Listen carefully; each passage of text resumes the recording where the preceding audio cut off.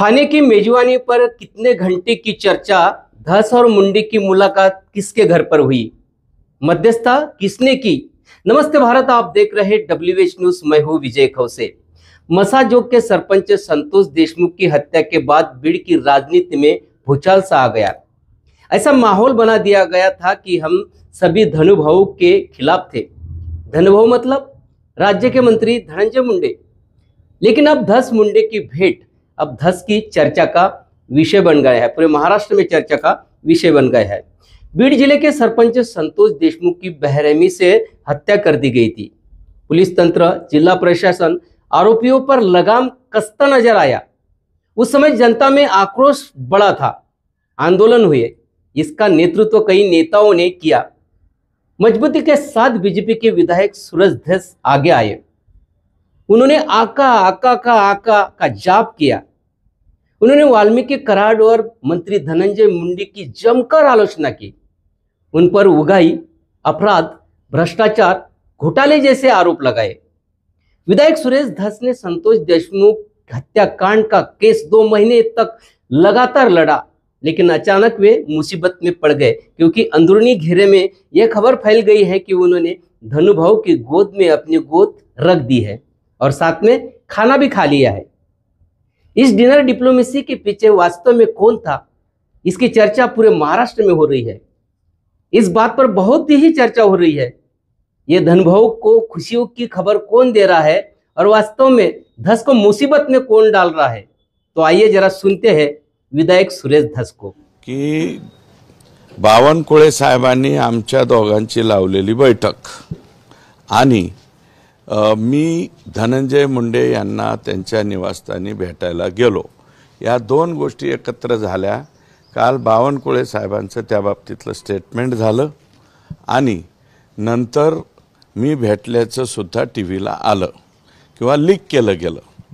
तर या दोन्हीच्या बाबतीमध्ये माझं असं मत आहे की याच्यामध्ये कोणीतरी अतिशय व्यवस्थित षडयंत्र रचतंय, खेळतंय आणि ते कोण खेळतंय हे सुद्धा मला माहिती आहे।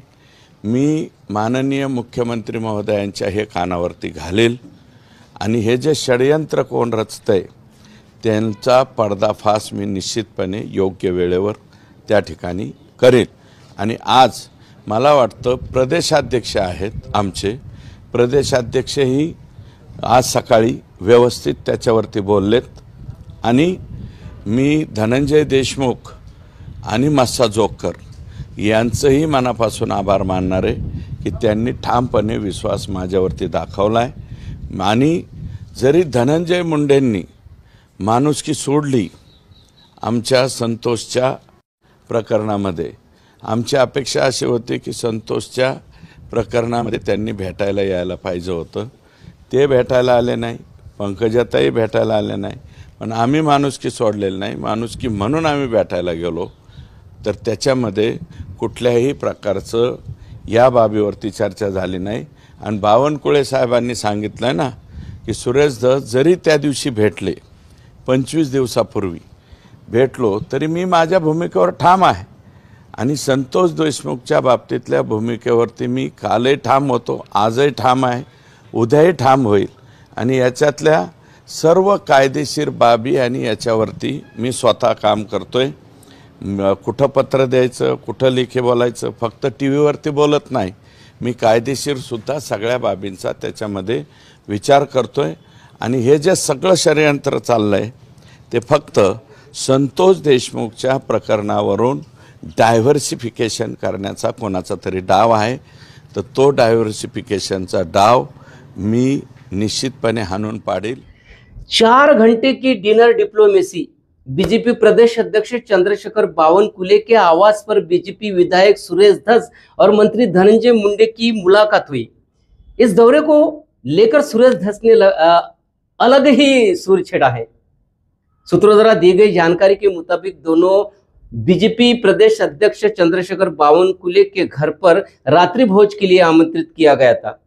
दावा किया जा रहा है कि इन दोनों के बीच 4 घंटे तक बातचीत हुई। इस बैठक के बाद धस के मन में कोई मतभेद नहीं रखना चाहिए, ऐसा बावनकुले ने तर्क भी लगाया। सूर्यधस ने कुछ मुद्दे उठाए हैं जो सरकार के सामने उठाए गए हैं।